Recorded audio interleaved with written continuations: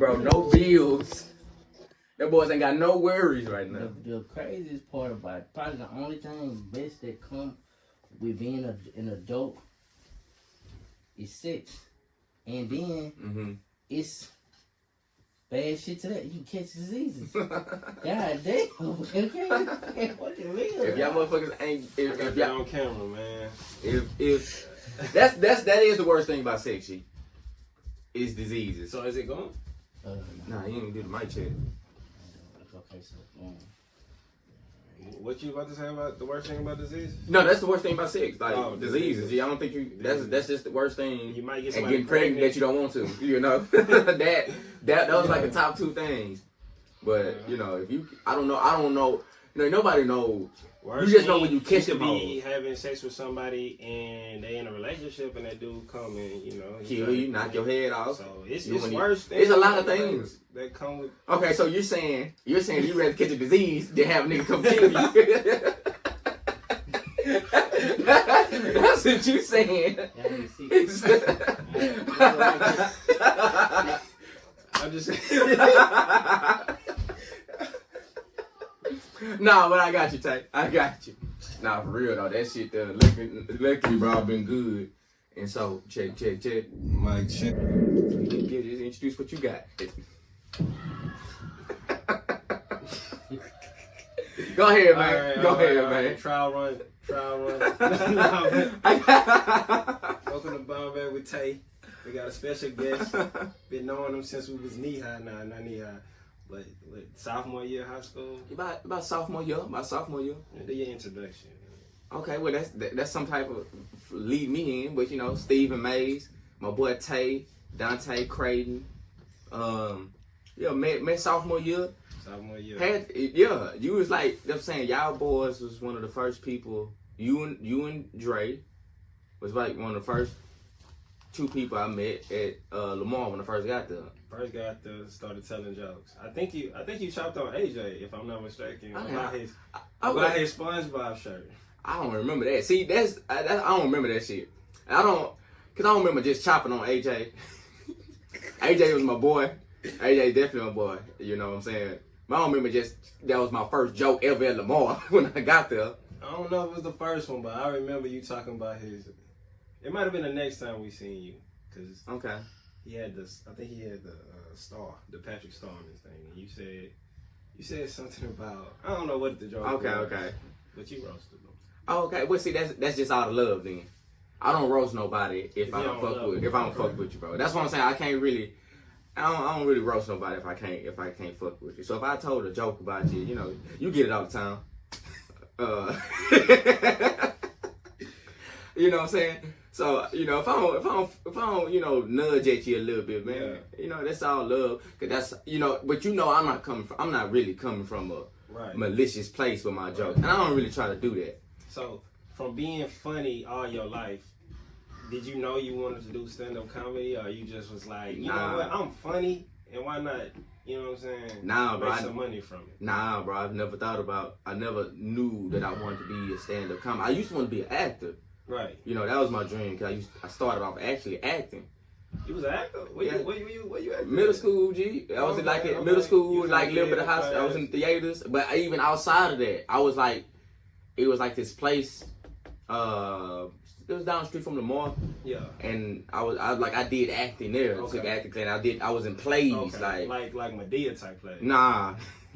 Like plays, like Macbeth and I don't know if it was like Macbeth, but like classic shit. Classic. And then I played we wrote stuff and did like goofy shit, like goofy stuff with it. Yeah. And then it was just that's what I always wanted to do was acting.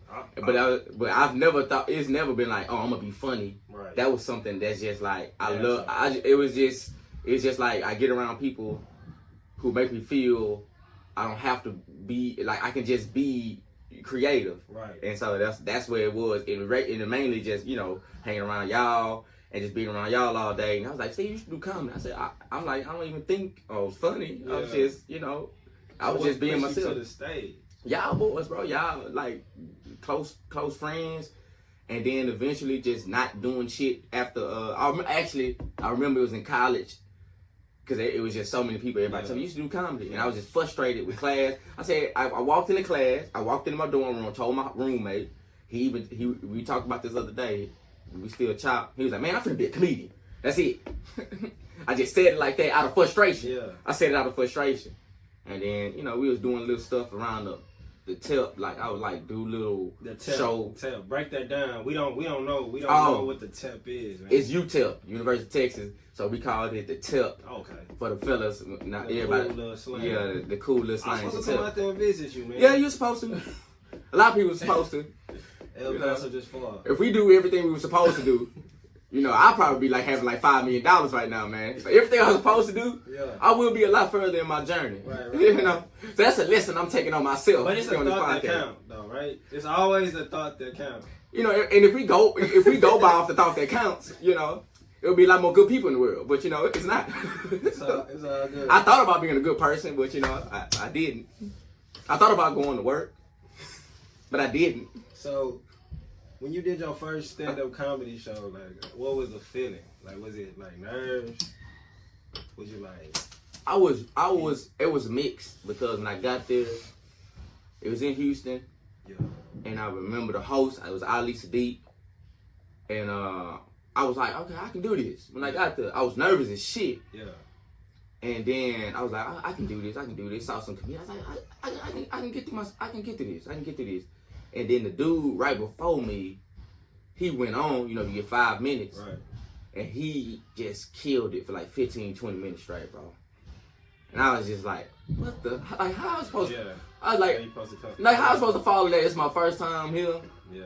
And then, you know, I went on stage, called my name, and then it was just the introduction was Steve. That's all it was. It's like Steve. Yeah. I was like, why you got call? You know, it was no energy to my name. Right. But I remember, I don't remember that set, but I do remember the joke because I said the joke, and then people laughed at it. I was like, oh, y'all like that? I didn't know they was gonna laugh. I wasn't expecting no laughs. Right. And then I was literally stood up there and I was like, froze. I forgot what I was gonna say, but I was like, all right, I can do this again. But it was like, you know, let me go find a job. And then you stuck with it. Yeah, I got back into it. I stuck with it, and I think that moment, even though I didn't finish that moment of just that little interaction of that laughter, I was like, okay. Yeah. I obviously, because it felt it didn't feel like I wasn't forcing them to laugh. Right. They genuinely responded with an emotion of laughter for what I said, and from there I was just like, you know what, I can do this again. But I've never went back to that spot because after that it was just like, okay, I gotta find a job. Let me focus on finding a job. But I've always told myself I want to go back to that spot if it's still running and open, you know. But I want to go. When you do a set, do you expect like a heckler to say something during your set, or do you? I don't really expect for the heckler. It's something that's always in the back of my mind. Nah, I think one of those things, that's something you got to be in the moment for. Yeah. Because I used to be prepared for them. I feel like when I'm trying to prepare myself, if that company, I'm not focusing on. I'm not focusing being myself. I'm not focused. I'm worried about something that ain't even happening. Right. You know what I'm saying? As far as when a heckler do come, if I'm not focused on it, and it has, I'm more prepared for it. I can handle it. I can, you know, depends on which way it goes. You know, I don't get too many hecklers, but I do. Some people, you know, if I say something that goes against your normal way of thinking, that challenges your thought process, then it'll be like, oh, you know, it's like, oh man, I wasn't ready to hear that. And it's like, I do hear some backlash and I shut it down, you know, like, okay. You know, it's like, it's just, I'm nonchalant by nature, so a lot of times I don't even give it attention because I don't play them games. Right. I'm like, you shut the fuck up. Yeah. I remember one lady a while back, I said something. I forgot how I responded to her. Like you go straight for a kill, basically, or no? Well, it just depends. I would go straight for. That's what I'm saying. That's what I'm saying. It's like at that point, I don't even have it. Like I used to try to have like a strategy to it, but I don't even try to have a strategy to it. I try to be like, if it's gonna happen, I just want to let that moment happen. That way, I won't limit myself. Yeah. Because if it's like I'll try to do this and that, I can go so many ways with it when it happens. That's why like I don't even worry about it no more. So when it does happen, I trust myself to know that I can handle it this way. Yeah. I can handle it that way. Because you know, a lot of times, you just want to sympathize with them. It's not like, oh, I gotta kill you. Sometimes it's just like, you know what? I see you hurting. Right. You're mad about something. You're not really mad at the joke. You're just mad. Are you okay? You know what I'm saying? You make them feel bad about heckling, and then a lot of times it's been times where that happened to me, and I end up making the people laugh again. Right. You know what I'm saying? I've had people, sit I did like 30-minute sets before hour sets. I've had people sit down. They just look like for 10 minutes. And then the rest of my set, they laughing now. You know, I got them laughing. Okay. So you said you wanted to be an actor. What was your favorite like? What was your genre? Or do you like comedies? Or do you like action? I want to do comedy, drama. I want to do them all. What's your favorite movie of all time? Oh man, that's goddamn. Like your favorite movie or your favorite comedy movie? I can off the top of my head, I'm going with The Klumps. The Klumps? Yeah. That's your favorite. But I can. The Klumps? What's The Klumps? Nutty Professor, Eddie Murphy. Oh, okay.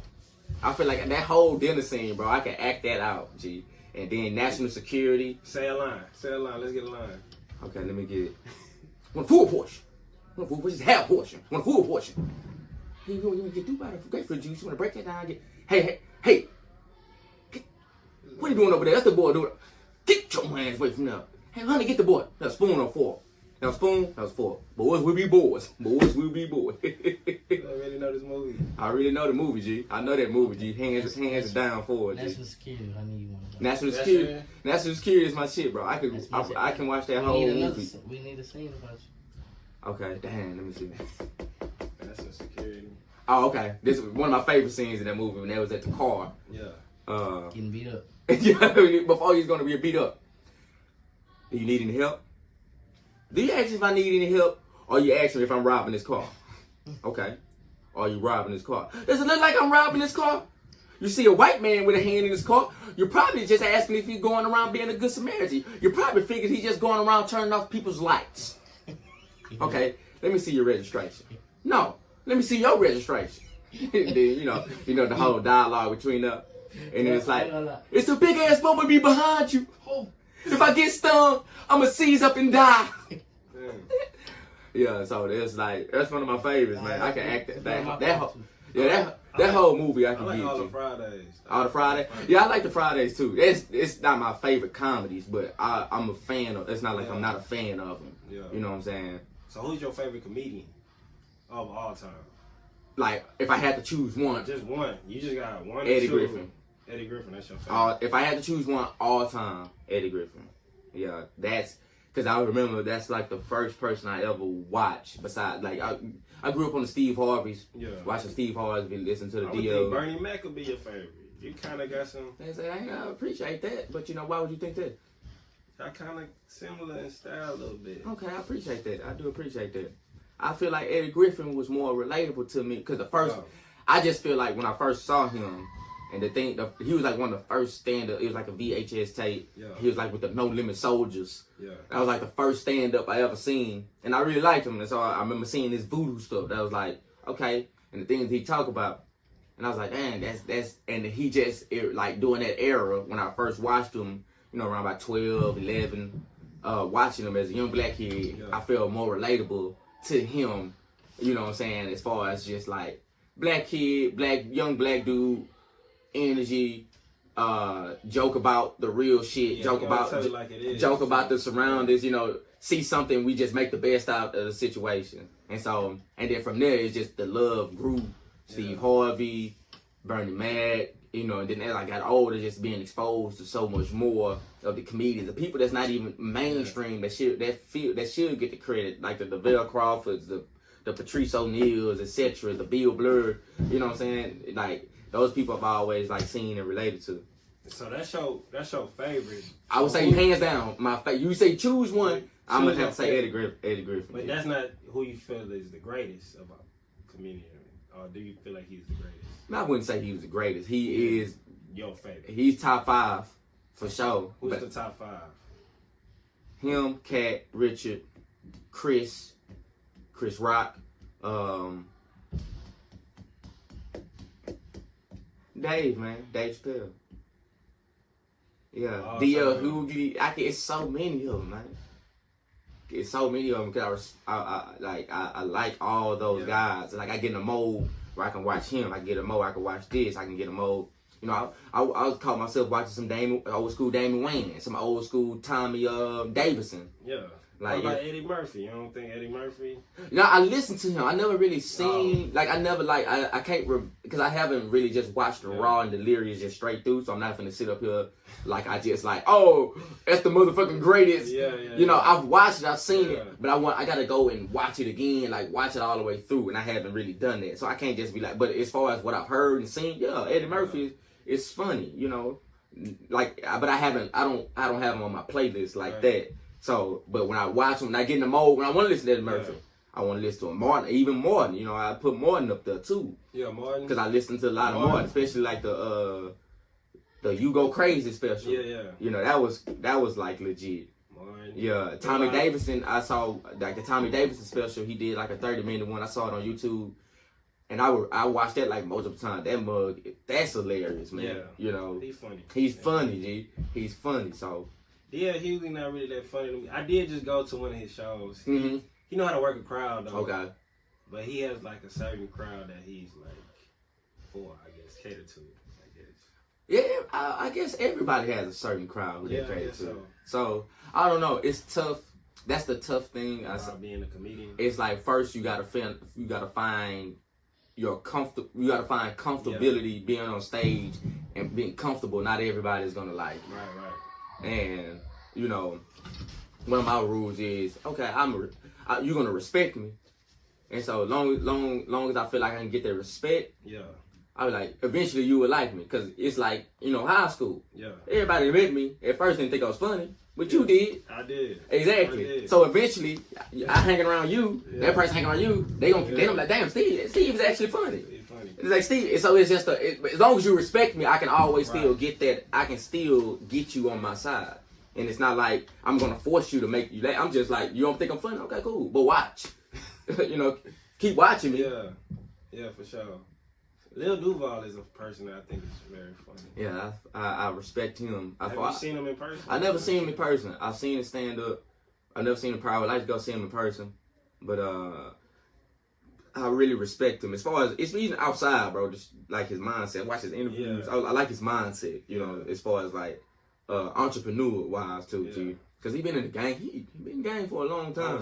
And you don't be in this business, in the game like that for a long time if you're not smart. Right. You know, so anybody that's doing better than me, as far as I'm gonna look at what you're doing and take what can I use for myself, and then how can I use it for myself and still cater within my lane. Yeah. What's interesting about you is like a lot of people our age or younger, they more of social media comedian than hopping on stage. What do you think about that? Like, just being funny online. If you transition, like a lot of those transition, and so that really shows you they got the talent for it. Yeah. Social, they use it like how you supposed to use social media. I'm just not using it like that. You know, I'm maybe doing a disservice to myself, but it's not. If I get on there and start to make like 60 seconds, people gonna be like, "What the fuck you doing, Steve? That's not you." That's how sometimes I may feel. Well, they get to see your creative side. Exactly. You say you started as an actor. So. Yeah. But that's and you just recited 2 movies, so you might need to. I got a lot of video clips. Yes, and that's for sure too. But that's the thing. That's why I say I want to do the sketches with. Yeah. Them. I don't want to just do the clips. Right. I want to do the sketches, and like I can do the clips. I can, do that, and like I say, it wouldn't hurt me to do those clips and just act them out myself. But it's not like I don't have a stack of videos. It's just me trying to market myself. I don't want to do that no more. I'm tired of, I need somebody to full-time dedicate themselves to like, here, I got these videos, I did this, you edit it, put it on there. So I can just focus on being myself. And that's what you know, and that's what people can, like, when people say you need to be doing this like this person, literally that you realize, like, what you probably not aware of, they have a team to do all that. They have a team to put themselves forward. I'm really just working out here off trying to get what I can with the people that help out, with the people that's helping me, and doing to it. They have their own agenda, so I can't dedicate. You can't dedicate yourself to me like I need you to. No, I feel but I need somebody to really to say, hey, I'm gonna focus on Steve Mays for the next 6 months, and whatever Steve Mays put out, that's the only thing I'm putting out. I'm not doing nothing else. And Steve Mays want this done at this time, I'm gonna get that done at this time. Steve Mays and need that. If I can do that for the next 6 months to a year, I guarantee you I can. Right. You know what I'm saying? But it's just like I can't do it myself. And then, you know, I still got to work a daytime job, and my daytime job is demanding. It's motherfucking hell. Yeah. You know, I don't like to tell what I do for regular work. Right. Because people some people hear your title for work. I'm like, oh. Nah, get out my pockets. Get out my pockets. Right. So you've done stand up in different places, different cities. What's your favorite place to perform at, or what crowd you like the most? Like what you feel? The crowd I like the most? Like what type of crowd? Like what type of energy do you like to I just like that ready to listen. Ready to come to listen. Yeah. If you come to listen to me, I guarantee you're gonna laugh. Right. If you listen, that's the part of a comedy show. You have to listen. That's one of the things about comedy shows. Like, you come to listen. Yeah. You come to listen. You paying attention. You're gonna laugh. Right. I guarantee you're gonna laugh. Right. But if you ain't listening and you're not ready to receive, you're gonna be like, well, you already blocked what I said. Yeah. Did you hear what I said? Did you understand what I said? Nope. So how the fuck you gonna laugh if you ain't understand what I'm saying? You know? And so I feel like I like to do, some days I like to be ignorant, some days I might be a little niggerish, some days I wanna be, you know, I wanna be stimulating on stage. It just depends on how I'm feeling. See, I couldn't go into the profession I wouldn't say I couldn't go. I don't want to go into the profession of being a stand-up comedian because I expect people gonna expect you to be funny. Like 24/7. Like whenever you're around, make me laugh. That's the toughest thing. That's the toughest thing I had to learn, G. And that's before even being a comedian. Yeah. That's something I had to learn just before I even decided about being a comedian. Yeah. Like, it's on stage, yeah, I'm gonna be funny, whether I'm gonna be niggerish, whatever, this, that. I'm gonna be mad, but my objective is to be funny. Right. Even before being a comedian, I felt that. Yeah. People say, "Oh, you so funny, Steve. Come tell a joke." I'm like, bro. I'm like, okay, cool. I'll make it because I love doing it. But I want to sleep.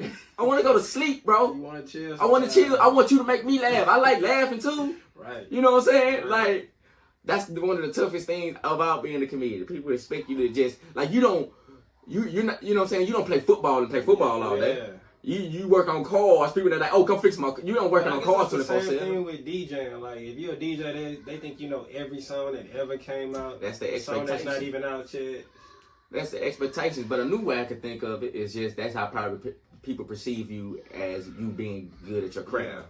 Yeah. You know, because if you're a comedian, people don't ask you to tell jokes. It's like, oh, I don't hit that. Oh, that nigga ain't funny. Nah, he ain't that funny. You don't want to hit that boy tell a joke though. Right. Yeah.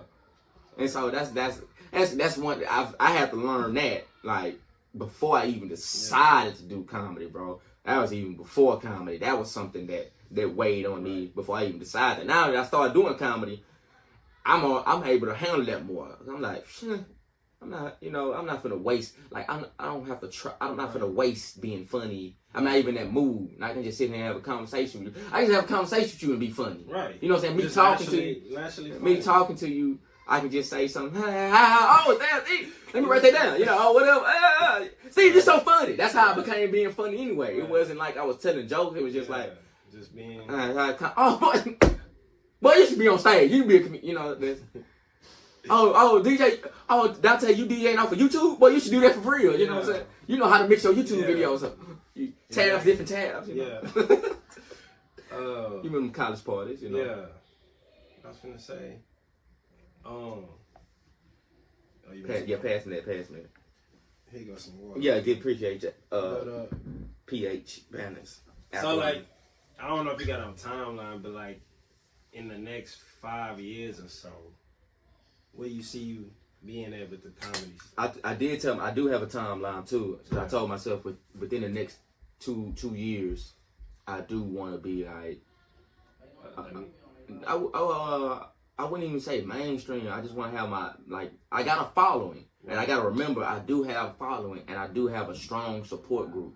And I got to keep reminding myself, like, don't look at what other comedians are having and see how they going viral because that's just, I'm here for sustainability and longevity. that is my ultimate goal, to be doing this shit until I'm motherfucking in a wheelchair. Right. You know what I'm saying? And then, you know, I got movies I've written, short films I've written, and eventually, like next year, I want to start working on a couple of short films. Next year, that's one of my goals. Like next year, like soon as January hit, start working on one of these short films I got, and I'm getting the cast together. And within the next couple of years, I do want to be like, oh, okay, every weekend I got my own venue. Steve Mays is here headlining. So eventually you're going to be Jordan Peele level. Jordan Peele. I want to be Steve Mays level. I put it like that. I want to be Steve Mays level. Okay. I don't want to be nobody else level. I want to be I want to be on my level. You know what I'm saying? Like what Steve Mays can feel like he can do. I feel that. Yeah, and because I feel like Steve Mays got a lot to offer to the world, man. Right. And that's why I say within 2 years, I do want to be doing like, okay, it don't even have, like, that's why I say, like, I want to get with I got so many people in Houston, that's my city, born and raised. Right. We have so many creative, like, friends, like. Talk to them. Yeah, I got so many creative friends. What's one of them, they name? Like, if you could throw a name out there, like, one of your friends in Houston that's creative. Dante Creighton. There you go. You know, that's just one of them. That's just one.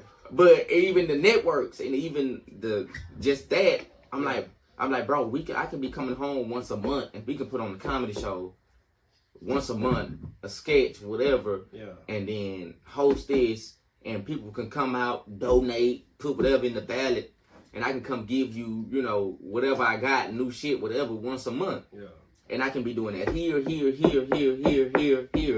and then eventually that become a recurring thing. And then that's why I see myself, like I'm consistently getting headlining gigs, because I just did a show last Friday, did an hour on stage. Fucking great, man. I love doing those sets, man, because I can just like. Did it feel like an hour? Or? No, that shit was a blur. That was a blur. I didn't even know I did an hour until T told me, until Trent told me, man. I was like, bro, what? I didn't even feel it. Yeah, when he said it, I was like, damn. But that's not the first time. You know what I'm saying? Yeah. But I like it when I was living in Seattle, it's this place in Portland. I was going back like every 2 weeks and doing an hour there, and people would pay me. Like I would get paid for doing an hour, and so that's what I was like. That's the next thing. And it's like yes, of course you want to get rewarded for your craft. You know, you want to get rewarded for your craft, but I do understand everything I do put in is coming back to me. So I'm not even looking like that. I'm gonna focus on what I love and let that take care of itself. Cause my pop told me straight up. He was like, "Well, you might not even make it big. You might not get. Like you might told you straight up. Yeah, you might not get nothing out this game. Right. So what is that being said? You still gonna love it? You still gonna be able to do it? Yeah. Yeah, I've been doing it all my life before. I was telling stupid ass jokes before I knew I can make money from telling stupid ass jokes. Right. You know what I'm saying? So that's one thing I think about, and it's just like at the end of the day, it's just like I continue to love what I do, whether it pays off or not, you know. But my mindset is I do want to get rewarded for my craft, G, and it's not just for myself. I want to be able to like show the young folks like you don't have to be a showbiz, but you can get rewarded for your craft, your skills, whether it's working in this field, working in that field, you know, home ec, carpet, basket weaving, whatever. You know what I'm saying? You can get rewarded for your craft. This is my craft. This is my gift. You have that gift. Steve Mays with the gym shop. Yeah, for sure, bro. I'm like, for real, man. Yeah. When you go to DC, I'm gonna pull up on you out there, man. I'm not gonna hold you to that. Other times, you know, then COVID happened. I still was traveling back to Houston during COVID. Though I was back here. Yeah, but everything shut down, so it's all good. But I ain't finna say nothing slick. Tay. Unless how you wanted to say that. I did. It's cool. No, but DC is a lovely, bro. I like DC, man, and like I say, that's gonna be the next residency for comedy. Yeah. And I'm excited about doing work out there. I'm working with I already know some talented comedians out there, And I'm excited to continue to share the stage with them on a weekly basis. The videographer out there I work with, I'm excited to work with her on a continual basis because she's dope. Yeah. And so is it like a comedian community that y'all keep in touch, or you just keep in touch by just getting that information? It seems like if you meet somebody and you naturally connect outside your craft, right? And it's just like, shit, why not? We can still keep it. We can hang out. It don't even have to be just comedy, right? You know, I'm not hanging out with every comedian I meet. Some comedians I don't even fucking like. Right. They don't like me. But when we see each other on stage, it's respect. It's respect. I can see them laughing, and they can see me laughing at their shit. And I know y'all don't like each other. We don't fuck with each other. It be like that, G. We just don't fuck with each other. You know, but that's not often. Yeah. You know, a lot of times this stuff that you hear about comedians don't liking each other, that's media stuff, man. Yeah. You know, because it's more personal. You don't hear about a lot of comedians not fucking with each other because we all have the same language and the same understanding. Because we have conversations that other people not have that are cringy. Yeah. Like we can we can laugh at the most dark shit. Yeah. And not feel bad about it. Shows you invited me to. This was dark as hell on stage. Yeah, you know what I'm saying? And that's funny. Yeah, it's funny. I can still feel not like a bad guy. Right. A lot of people laugh at that shit. Like I remember I said something. I can't remember what I said, but I just remember. I don't be feeling bad, but I be like, man, you going to hell for that one. Well, see, man, I let God be the judge of that one. You know, I'm pretty sure he'd be like, you know what, Steve, that was a funny joke. You know, because it is a fucked up world. I made the people fucked up, so see, that's another one. You see what I'm saying? You see what I'm saying? You see what I'm saying? You know, I'm just going in case the lightning come down. But that's the fear. That's the no fear you have to have. Right. You know what I'm saying? Right. That's what it really like. That's the when I'm in that mode, I ain't got no fear. Like none. Yeah. Because I know I'm in a line with my spirit to talk about that. Because at the end of the day, I don't feel bad because I'm like, I'm just doing this. A lot of times they just jokes. Yeah. Other times they are here to mean something. Yeah. Especially if I'm saying something that I don't like. I'm gonna talk about some shit that I don't agree with socially, mentally wise. Right. That I feel like that's hindering somebody, but I'm gonna make it in a funny way. And then a lot of times I get people laughing. A lot of times I get people like they got that look on their face. I hate that he talking about me. You know, I hate that he said that. But they want to laugh, but they hate it. There's a lot of sensitive people. Yeah, we all sensitive. I'm sensitive too. But when it comes to jokes, I'm not. Yeah. You know, but I'm sensitive in other things. I am sensitive in other areas of my life. Really? Yeah. What you sensitive about? Man, don't get me sentimental on here, but you know, I'm sensitive about love, man. I'm sensitive. I'm sensitive about that shit, man. I'm just saying I'm sensitive. I'm a lover. Most people don't think that. You love hard. I don't love hard. I'm just a lover. Naturally, I'm in tune, hard, like friends, family, whatever. Okay. And if I accept you as a friend, so it's like you could talk about me, but if you talk about somebody and you hurt their feelings that I love, then it's a problem. Or you still be like, what you saying? If I'm talking about somebody that you love, somebody joking on somebody that you love, and you look at them like the Will Smith moment, okay, like when Chris Rock said something. Well, he wasn't really talking about. Well, he did. Okay, so that moment, I would have definitely laughed because it was just a joke, right? But your girl look at you. They ain't got nothing. I would have to talk to her about that later on. It wasn't because I'm pretty sure I'm gonna hear something about that. Right. It's like it's comedy. Unless you understand. It's comedy, baby. You know what I'm saying? It's like he's not here to Chris Rock. It was a good joke. Right. In his ass point, it was a good one. We don't know behind the scenes stuff. You know, we can always speculate this, that, and the other. We can speculate what made, you know, because I didn't even try to give it no attention. Right. You know, that's something I really feel for as far as like, you know, hey man, I really hope he will get help with that. Right. Because for you to do that, that's not a wise move. Right. You know, especially somebody that's a staple like Will Smith, you know.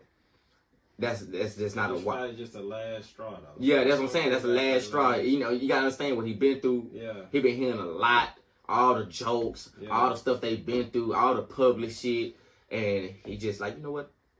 Fuck this shit. I can't take it. You know what? I gotta do. You know, that's what it was, and it had to be Chris Rock, and it's like, you know. But at the end of the day, I'd be like, okay. Even if I did feel a certain way, I'd be like, hey, bro, that shit wasn't cool. Right. No, I'll stop. I'm like, hey, bro, that, you know, that wasn't really was a cool one for what us. If you was Chris Rock and somebody came at you, what you would have did? Like, looked at him, or what you would have been? I'd be like, what's for you coming on stage for? You ain't finna just walk on stage. Because I'm the only one on stage. Yeah. You don't walk on stage. Right. If I'm a comedian, why are you walking on the stage? Right. Why are you coming up here? Right. That's my first thing. What are you coming up here for? You got a beer in your hand? Okay. But if you ain't got no beer, you ain't got nothing in your hand, you finna give me a drink? Yeah. Why you coming on the stage, bro? What's up? Yeah. Back the fuck up. Yeah. Back the fuck up.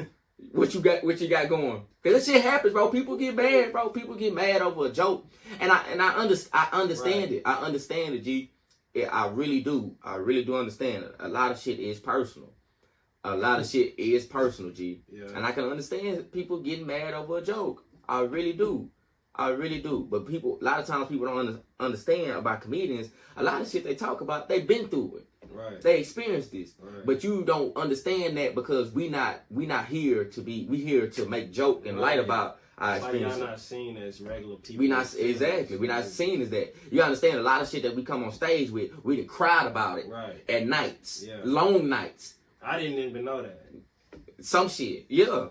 A lot of shit, some shit you talk about. Yeah. You cried about it. Couldn't talk to nobody about it. Like, no, you had to deal with this shit on your own to the fact that, oh, nah, I can talk about this shit. I can laugh about it with so pureness and openness. Right. You know, somebody gonna be able to go through the same thing. Somebody might take it this way. Somebody might not. So it's just, that's how I look at it. You know, you gotta look at most of these comedians that are big time. Look at their stories, where they come from. Most of them was poor and broke. Right. You know what I'm saying? Most of them this and that. So that's how I see it, man. It's but if that was me and if I did feel some type of way about the joke, I would have went on backstage and had to talk to him. A lot of times I probably just like, fuck that shit. You know, let it go, bro, because you can't control every comedian. Right. You know, I heard some white comedians say some racist jokes. I thought it was fucking hilarious. You know, I thought it was hilarious. I gotta respect it. I don't know if I can laugh and it depends on how you present it. It could be funny. Exactly. But I don't know if you can laugh at it. I got you. I smile at it, man. I be like, that's funny. And you crossed the line, but it was funny. It was a funny one, you know. And so, because I know I said some. You said some racist shit all the time. Like 50% of my material is about black and white. Okay. But I'm never hit a down. I'm only going at true. Like if I'm talking about racist shit, yeah, it's going at motherfuckers who really just you can tell. You know what I'm saying? I talk about that stuff a lot, and then you can tell. It's like you can see some white people's face like, damn, this motherfucker just know what he's talking about. Yeah. But I can't say shit because he's fucking right. He's right. He's right. And so, but I try to talk about everything, G. I try to stay current as possible. And it's still a learning process, Rob. Like I'm saying, I want to be doing this till I'm 75, and I'm still gonna be learning. Yeah. I'm still gonna be learning something new about the craft, and I always want to respect the craft and respect the people that came before me. I never want to be like, nah.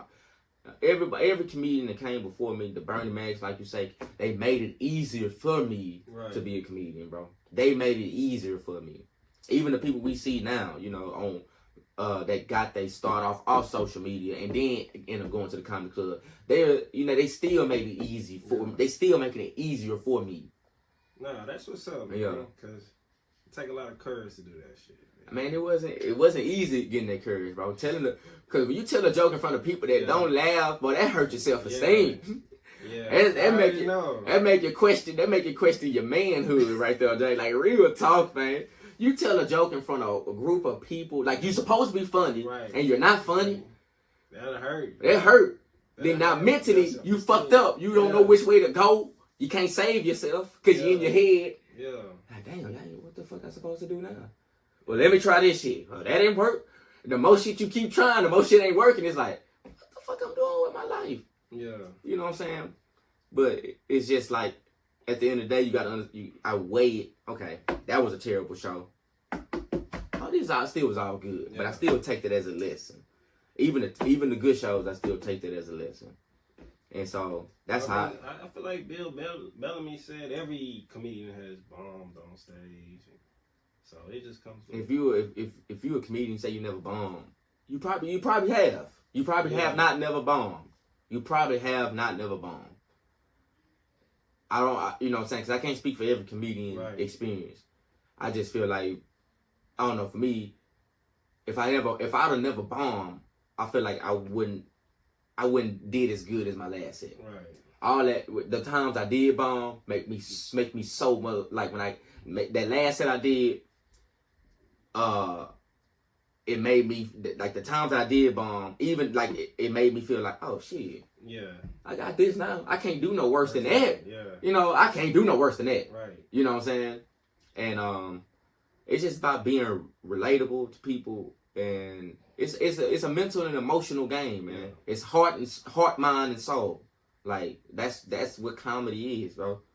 That's what I feel like, in my opinion. That's what it brings.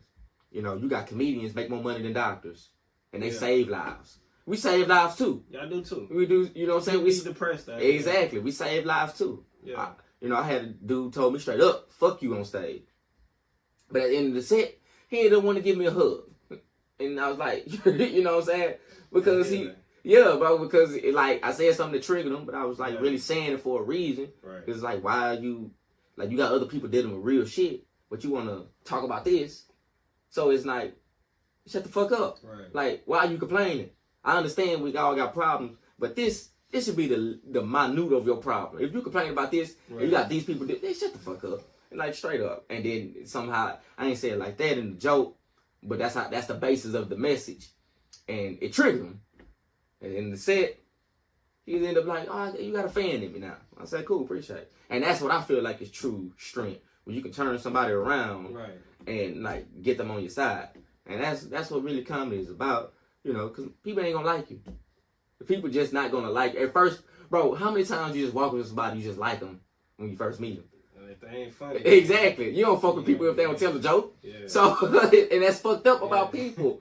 That's so fucked up. Yeah. That's so fucked up. If you don't tell a joke or be funny, people are hard critics. You know, I don't like you. I just don't like you. So what is your message to somebody who wants to be a comedian? Just start it. Just start. Get the first one out the way, and then assess yourself after that. Just, if you really want to be a comedian, get your first. No matter how you feeling, you're gonna be nervous, bro. You're gonna be scared. You're gonna be nervous, G. That's just what it's gonna be. You're gonna be that way. You can't fight that. I'm still scared and nervous, so I'm scared of like being successful, but I'm still trying to get to that point. I am successful in my own way, but not as far as when I judge myself how I want to be in comedy. No, but I am successful though. Right. I'll never want to forget that, because I'm still scared of success, but I'm still embracing it at the same time. And if you really want to be a comedian, bro, you gotta just go do it, G. That's the only thing I can say. You just gotta get your first one out the way. And once no matter how you do, get your first one out the way and assess yourself, and just like, okay, can I do this? Can I continue to do this? Can I grow from it, or do I need to stop? And that's how you figure out if you want to be a comedian. Wise words from Stephen Mays, man. Appreciate that, man. Clap that up. And give me some applause noise in the background. Background, can we get some applause noise? Yo, man, but I appreciate that tape, man. How long was it? Close to 45 minutes. Okay. That's good. That's good. But you know, That's cool. I mean, you can wrap it up. I know you. I don't know. I'm trying to keep you it here. up. I mean, if you got more to get off your chest. We can kiss that part too. You know, I know this is a trial run Two because he just wanted. He just wanted me to make the trial run podcast. So hopefully you might see me again. I don't know if you will, because he was like, I'm just gonna make Steve the trial run. But you might see him again, or you might see him for the first time. We never know. We never know, man. But I appreciate that, Tay. It was good. Sit down. We talk like this all the time, man. We talk like this all the time. So this is this regular convo, regular conversation without alkaline water. For sure. Bet that.